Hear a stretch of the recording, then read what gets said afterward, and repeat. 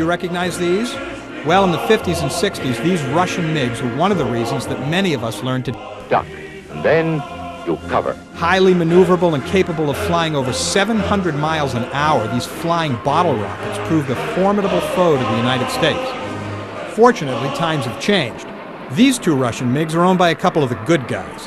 When not flying for the friendly skies, Randy Howell and Jerry Galloud suit up, blast off, and treat airshow crowds to an amazing, one-of-a-kind aerobatic display. Flew in from Miami Beach, BUAC. Didn't get to bed last night. On the way to paperback was on my knee.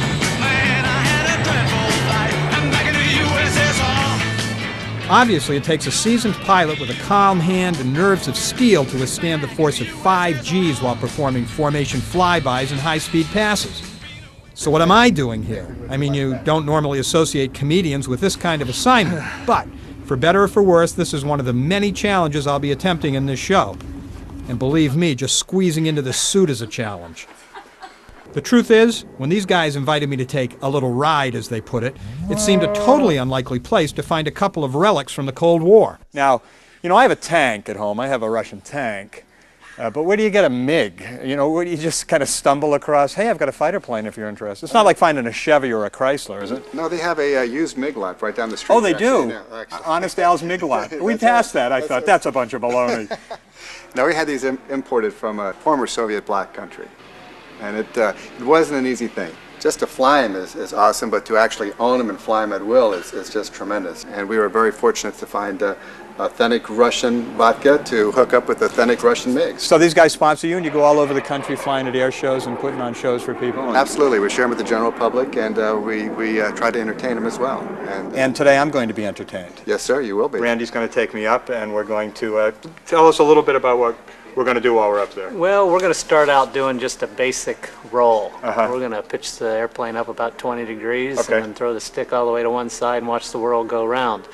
Then we'll pull some... Just stop for a minute there. We're going to throw the stick to one side, just like, and watch the world go around. How much of the throwing stick will be my responsibility? Well, you're just going to follow through the first time, and the second time around, I'm going to let go of the stick, and it's going to be all your responsibility. Alrighty. So I'll be flying the... You look nervous, Jack. Well, I think it has something to do with the fit of my suit, Randy, to be honest with you. If I'd known that I would have brought my own flight suit that I wear around the house to scare the kids. No, I'm actually looking forward to this. Next, I learned that Randy doesn't let any comedians fly his jet without a pre-flight safety briefing. Not that anything could go wrong, right? Right? So you know how to get out of the airplane by pulling the handles back. You know how to get out of your seat. And if you need to bail out of the airplane, you come out the left-hand side of the airplane, pull your ripcord. We don't plan on that, but we like to brief. So these buckles down here have to come off as well? No, just here and here. If you take that off, you can jump out without a parachute. That's not good. So just remove this buckle. So the key is keep the parachute. Keep the parachute on.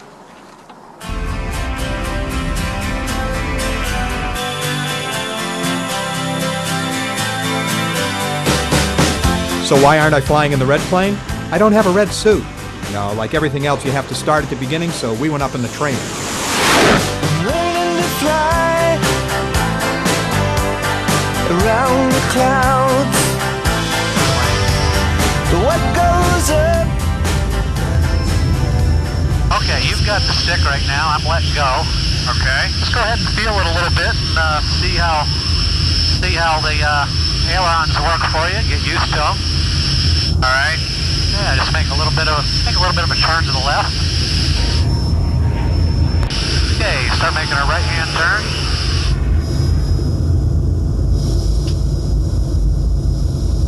This is wild. Well, it's going to get just a little bit more wild than this. All right. Okay, we're going to push the nose over here and pick up a little bit of speed. Then we're going to pitch up and do a roll. Okay, if you have your hands on the stick with me. Yes. Okay, we're going to pitch up to about 20 degrees nose up, about right there. Stop the pitch. Push it all the way to the left. Oh! There we go. There we go. Nose is a little bit below the horizon. We just start to pull back a little bit. Okay, that was our first roll. Let's turn around here once.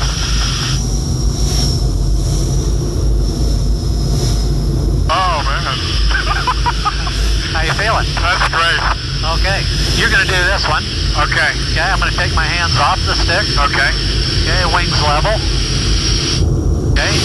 Okay. Pick the nose up, pull back. Now hard left. All the way? All the way. Until I come around. Yep. Once the wings are level, then you pull back up again. Okay, pull back. Very good. Holy cow! How do you like that? Man, that was great. Okay, we're going to half Cuban A. We're going to get 45 down line, and we're going to push forward. Okay, pushing forward, right there. We're going to hold that. Now hard left. Whoa! Okay, now into the pull.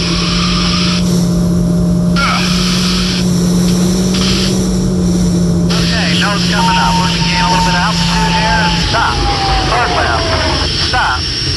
Hard left. Stop. Hard left. Stop. Hard left. Stop. That was a 4-point roll. Okay. Okay, we're going to do a vertical roll this time. Is that okay with you? How you feeling? I'm feeling okay. Okay, if you start feeling too bad, let me know. I will. Okay, so at this point I am feeling a little queasy, but I'm determined not to use the bag. There's 6 G's that time. Right there. Now let's start our left roll. Woo! Man, I have no idea where I am. Yeah. Okay, looking off your right-hand side below, we're going to let the nose fall. Wow. Oh, my goodness.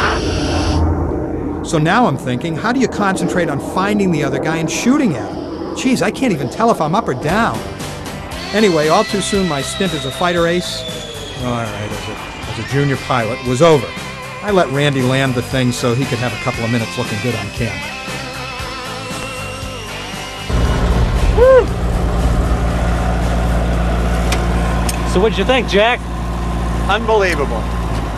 Unbelievable. So how much do I put down on one of these to get one for my very own? Well, I suppose I'd have to get a pilot's license first. you probably want to get a pilot's license first. I probably want you to go with me every time. That was unbelievable. And I didn't get sick.